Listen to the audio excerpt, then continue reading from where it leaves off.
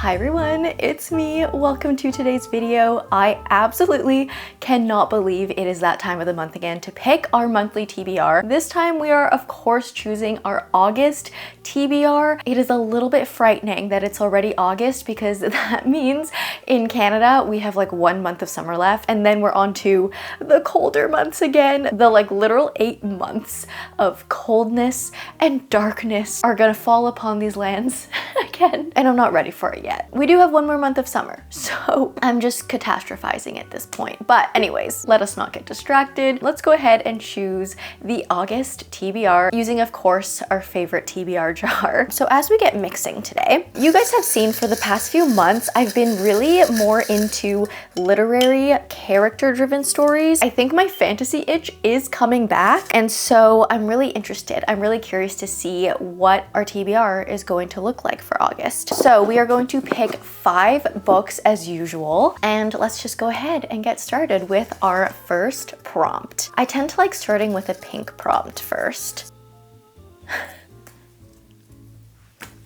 No. No. Oh goodness, you guys. Oh goodness. The time has come.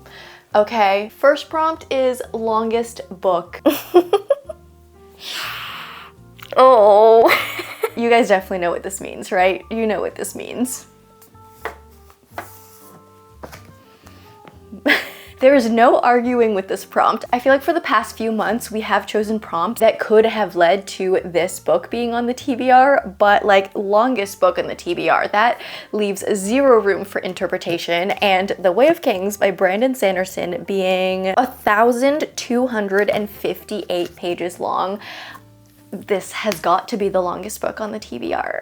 There's no book that's longer. So strong start, I guess. If you have somehow never stumbled across this book, this is The Way of Kings, the first book in the Stormlight Archive, which is a gigantic high fantasy series by Brandon Sanderson. All of the books are super, super thick, just like this one. I honestly don't know that much about the plot other than it's one of those really high epic fantasies. I think there's lots of world building, fantasy politics, battles, wars, all that kind of stuff. And I think we also follow a whole bunch of different POVs. It's a multi-POV book. From what I've heard, we kind of switch sets of POVs. I was talking to my friend Marina the other day about this series, and apparently we start following like 3 POVs, and then partway through we switch to 3 entirely new POVs.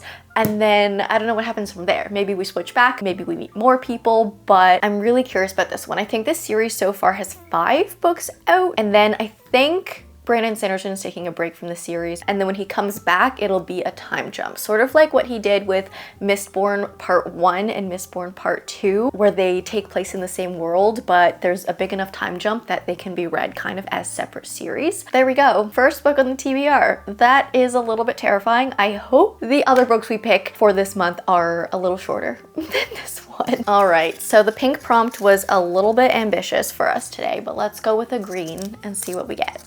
Oh, we are really focusing on page length this month for our TBR. So this one says 300 pages, which is definitely a much more friendly book length. So I think more of these general fiction, literary fiction books that I have accumulated lately are a little bit shorter, closer to the 300 page mark. Let's check the other side of Now. I'm really intrigued at this one. This is, oh, it's 305 pages. That is pretty dang spot on. So this is definitely a contender. It's The Other Side of Now by Paige Harbison. This is a contemporary fiction, I'm pretty sure. Our main character, I think, is an actress with a lot of success lately, but I think it's all kind of a front, like an appearance, like a forward appearance kind of thing. She has a nervous breakdown at her 30th birthday party, so she books an impromptu trip to Ireland, where when she arrives, she sort of steps into this parallel universe, this alternate reality where a whole bunch of things in her life went differently. So it's kind of a second chance story tied in with magical realism. This one just sounds really, really wonderful. I also think it does give quite summer vibes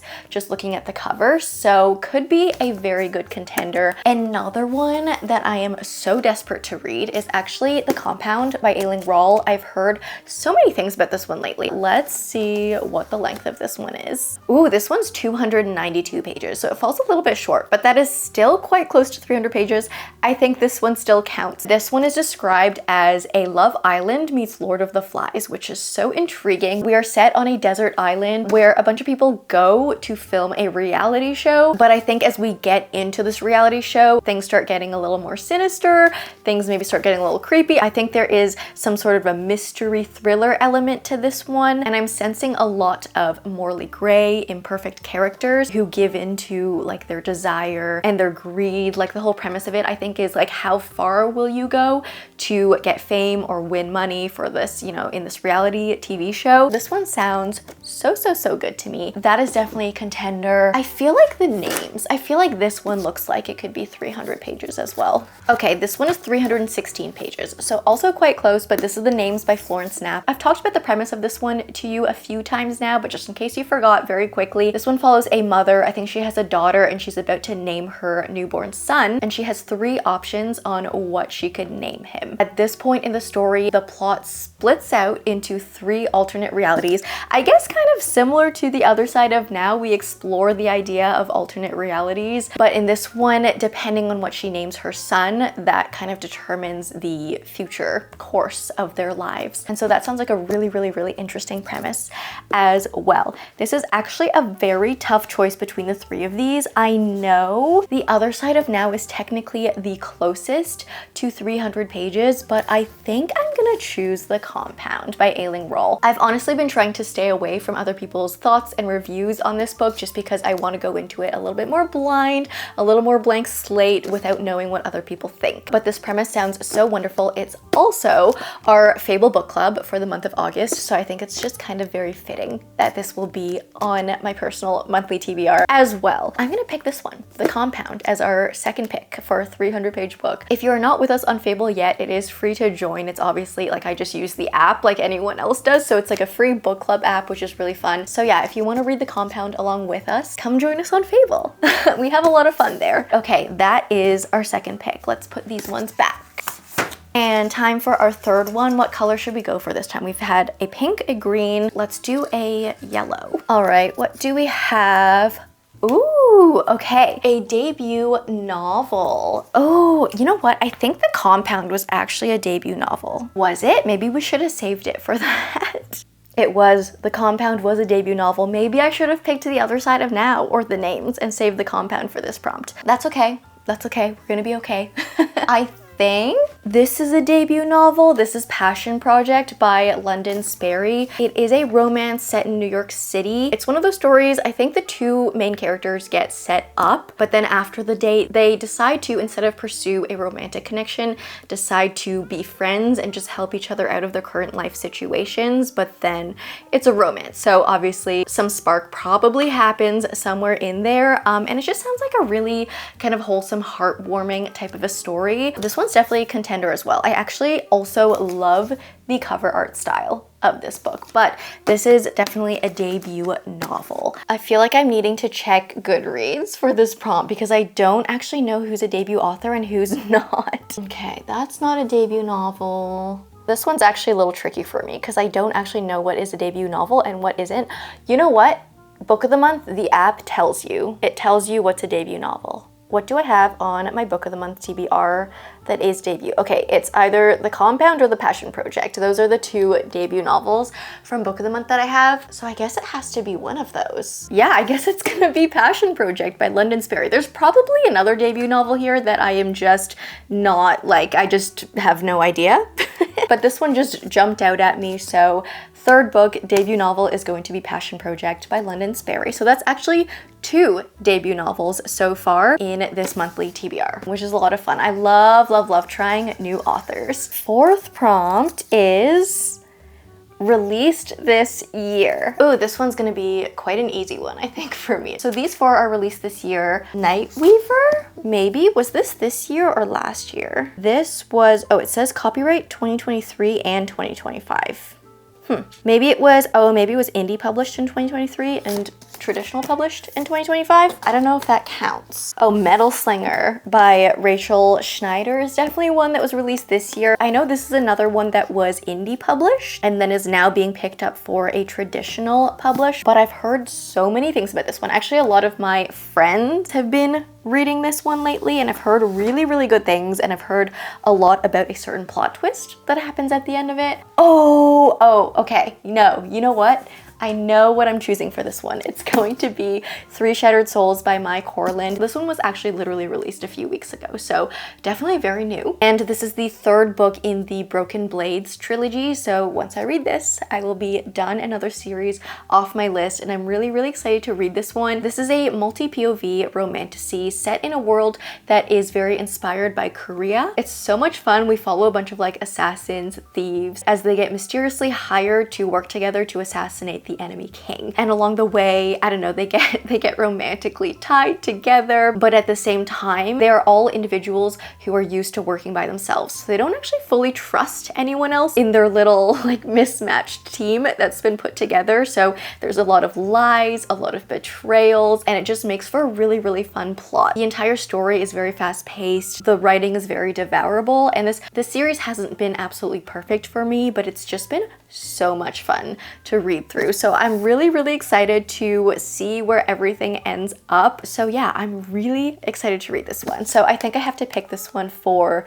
release this year. All right, we are already on our fifth and final pick for the August TBR. So let's see what we get.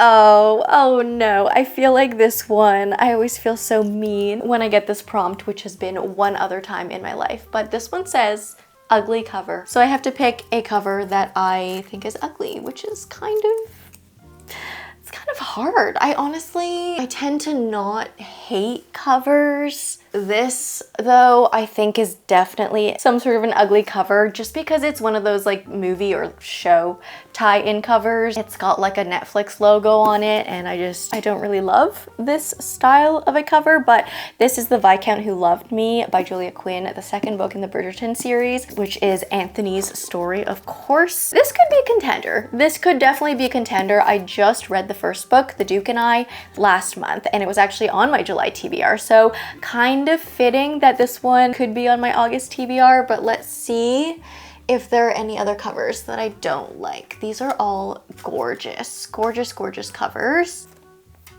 I don't know. I think all the covers I have are really nice. I feel like this, my year of rest and relaxation, I don't think it's ugly. Obviously, you know, we have some wonderful art here, but I think just like this cover with the bright pink font is just a little bit unsettling, but I think that's also the point of it. So I don't think this is ugly necessarily. It's just a little unsettling. I could maybe do the Bane Witch just because it's like the copy I have is a weird art copy and the spine's really like unfinished. But again, like I don't think the cover itself is actually ugly. Like I don't think the design is bad. I think it's gonna have to be this Bridgerton book. I think this is truly the worst cover I own because it is a movie tie-in cover. So I guess it'll be this one, a little bit of a Regency romance to round out the August TBR. I think this is going to be a very, very interesting collection of books. We definitely have a bunch of different genres. The Way of Kings by Brandon Sanderson for the longest book that I own. We have The Viscount Who Loved Me by Julia Quinn, of course, for the ugliest cover. Three Shattered Souls by Corland for, what was this prompt again? Oh, released this year. Passion Project by